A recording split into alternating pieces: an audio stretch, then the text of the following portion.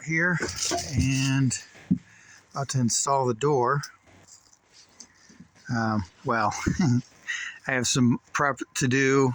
I'm putting in a deadbolt here, so I measured it off per the instructions, and I'm going to reinforce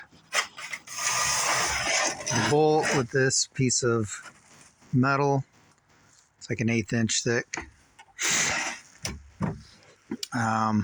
Or I guess reinforce the jamb rather.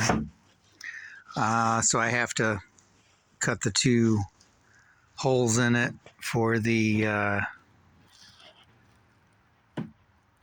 bolts to come through on the knob and the bolt.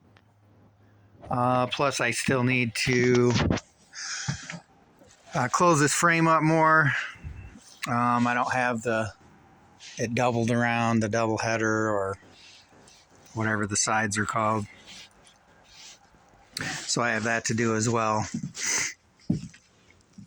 Yeah, so